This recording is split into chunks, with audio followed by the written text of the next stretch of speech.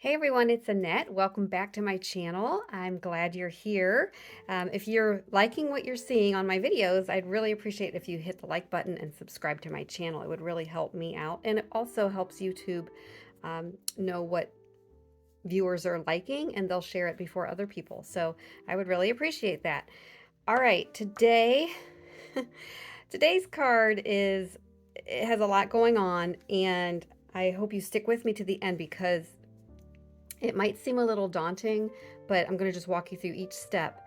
This card has a little bit of ink blending, drawing, watercolor, stamping. It has a little bit of everything.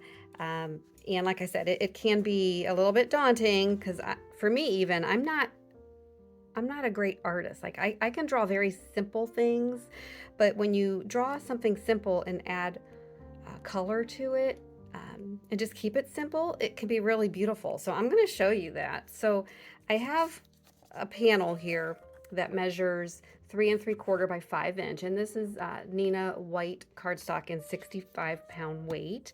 And then I just have a Sharpie pen in black, and I'm going to do my best to draw some I don't even know what you call these. I'm calling them little dried flower pods or seed pods, but I am going to stamp a greeting down here later, so I just kind of want to draw something here and maybe coming out in the middle. So here goes. So for these pods, it's super simple. I'm going to zoom in a little bit. You just draw kind of like a horseshoe shape, and you can even bring it in a little bit in the center if you want. And then I just add some squiggles, and then I add a line on each side and one down the middle, and you can add more squiggles to make it bigger, and then I do a little squiggle here and a stem. All right, so that's number one. And then you can make, I'm going to do 3, and I'm going to make them different sizes. So this one I'm going to go a little bit smaller, and again I'm going to add my little squiggles. I don't know what these are in nature, but there they go. And then I'm going to put one right over here as well, kind of going off to the side. I might even turn my paper, add my little squiggle and bring it in. I might draw this one down a little bit further. And then I think I'm going to add some greenery. So I'm going to go here and maybe here. And then these are super easy. You just draw your stem, and then you draw like a teardrop at the very top. And then all I do is do like a figure 8, and I start small and I get bigger. So start at the center, just like that. And you don't need to do a lot of them. Okay, we'll do it again over here. Just gradually get bigger. And put one more. And that is it for that. So now, they're not the greatest, but let's add some color and see what happens. So I pulled out some Art Philosophy watercolor confections. There's a whole series of colors. This one is called the Classics, and it's a watercolor pan set. And all you do is you open it. I'm going to get this out of the way for a minute. And I already did spray my watercolors, but it was a while ago. I'm going to spray them again. You just spray them down with water to activate. Just let it sit for about 20 seconds. It doesn't take long.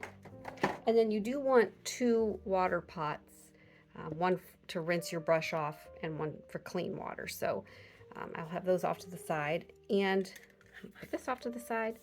And I'm just going to be using 2 brushes. Really, you can use any brush, but I just picked 2 round brushes. This one is a number 6 round brush, and this one is a number 2 and 6. All right, let's bring this guy back in here. I sprayed my work surface, but that's okay. So all I'm going to do is I'm going to make the leaves green, I think. I'll just do that. So I'm going to wet my brush, and I'm going to bring a little bit of green into the pan here. And there's some brown or something in here already. So I'm just going to blend it in and get a little bit darker green because the green here in the pan is a little bit bright, and I just wiping it on my paper towel and I kind of like that color. So I'm going to thin it out a little bit more with water. Okay, and then I'm just going to go in and I can see right now that's a little bit heavy. So I'm going to just dry my brush off, just dab it in again, and it'll pull up that color. And just keep doing that till you get it to the shade that you want. Okay. All right. So let's thin this out way, way more. And just a little bit. Okay. You can already see it kind of coming together. Pretty cool. All right. And then we'll go over here.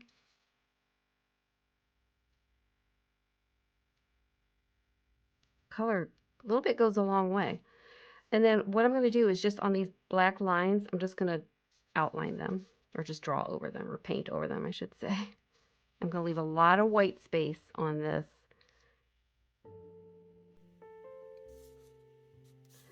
Because I think that just really adds a lot to it. And that is all I'm going to do for the watercoloring. So I'm going to rinse out my brush. And then I think what I'm going to do next is I'm going to take some, I have no idea what this is going to look like in the end. I'm really just winging all of this, but I'm going to take some ginakdesigns premium dye ink, and this is Jellybean green. And I'm going to take a blending brush, and I've already wiped off whatever residue ink was on here from a previous project, but you don't need to get it super clean, just get the majority off. And I'm just going to ink blend around the edges. So let's see what that looks like. Oh goodness. And I'm just gonna go real light, just kind of bring in a frame for this, because I'm not going to die cut this panel. It's already the size I want it. You could start larger and do your design and then frame it out and either cut it with a paper cut trimmer or a die, but I'm not doing that today. I think ink blending really just kind of finishes off the edges. And I might go just one more time around. I want to kind of leave like a halo effect in the center. So I'm being careful not to get ink in there. And what I'm going to do, just to make sure, is I'm going to bring in a Post-it note just to hold it down without getting ink in the white space. Okay, just do a little bit more at the top. All right. Okay, so that's it for the ink blending. I'm going to get my watercolors out of the way just to make some room in my very small craft space. So there we have, a fairly good design. I mean, like I said, I'm not an artist, but it works for me. And if I like it, then somebody else might like it too. But we're not done with this yet. So I'm going to bring in my splat box. This is just an old cardboard box that I cut. Let me zoom out. Cut out the sides. And it's just a good place to spray or spritz color, just so you don't get it all over your craft space. But I'm going to use Distress ink and black soot, and what I want to do is let me bring in a stamping block, and I'm just going to put some of this ink down. Okay, I'm not going to need a lot, and I'm going to take my smaller round brush, but I need to put some water on here to dilute it just a little bit. Okay, and then I'm going to put my brush in here, pick up the ink, and before I tap it onto the card, I always like to tap off just to make sure I don't get big globs. And here we go. Just pick up the ink. Make sure you can see what I'm doing.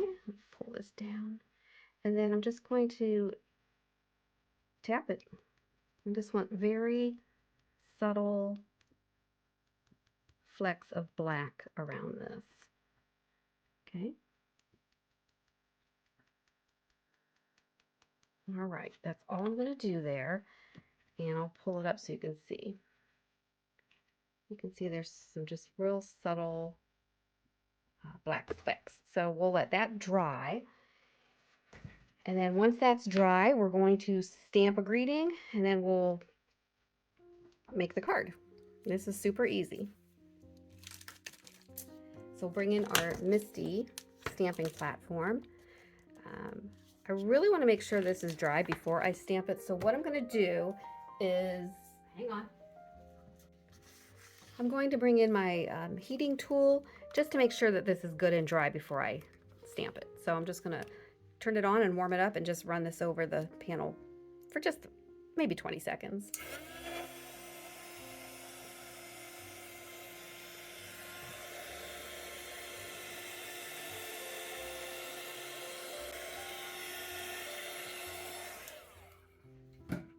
Okay. So let's bring in, oh, that's not my Misty. I want my Misty tool. This is the Stamparatus, which is another great stamping platform. It's discontinued or retired, so if you have one, I'm sure you understand how great it is. But I also love this Misty tool. So I'm just gonna place that right up into the corner. And for my greeting, I've pulled out Ginakdesigns. Get those turned around the right way. These are called Scripty sayings, and I think I'm just going to do the thinking of you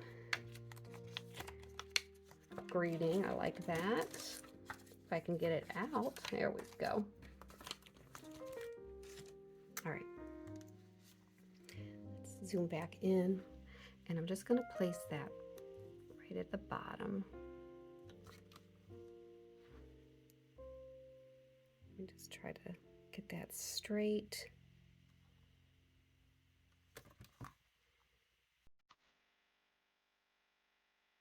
And oops. There we go.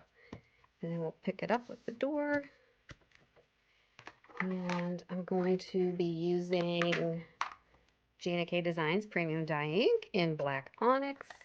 I've used this stamp many times before, but if it were new, I would just, you can see me, it's just habit to press on it, but they do have a residue from the manufacturer, so if you're using it for the first time, you want to just rub that residue off, and it'll help take the ink better. But I just want to lightly apply the ink because I can stamp it multiple times if I need to. I don't want to just put a lot of ink on there and press it down, or it's just going to smush the greeting and it'll look blobby. So we're just going to drop the door down and just give it a light press. And let's just do that one more time.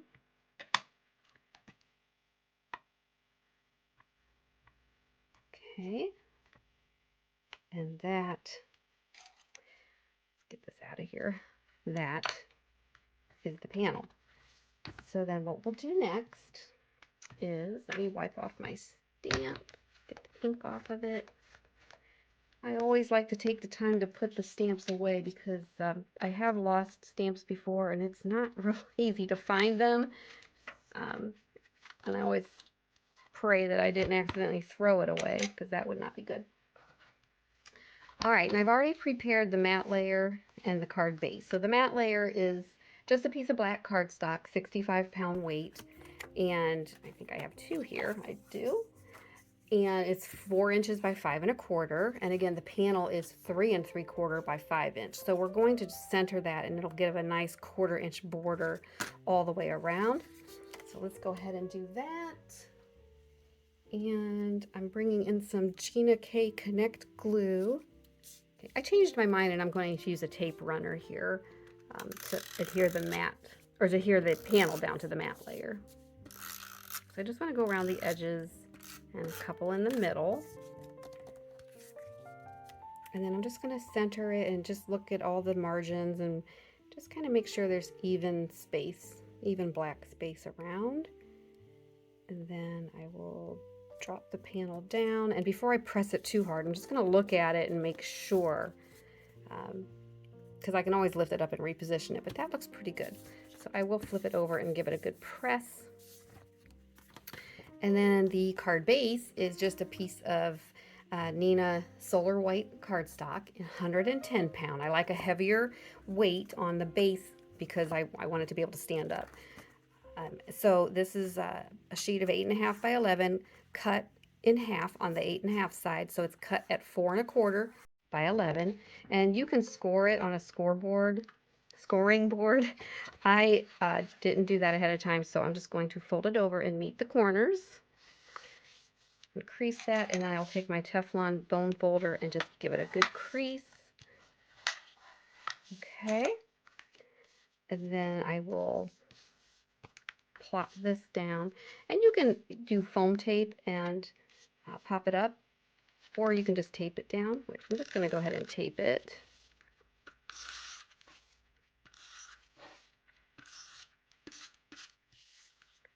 Okay, and pop that down, and that's it. I mean, again, this card has a lot going on, but it was super easy to do. I hope you give this technique a try. It was just a lot of fun. I'll take some pictures and put it at the end of this video. And with all my cards, you can find them on my website, ascarddesign.com. You can find a variety of cards to choose from and even sticker sheets. So thank you for joining me today. Until next time, make it a great day.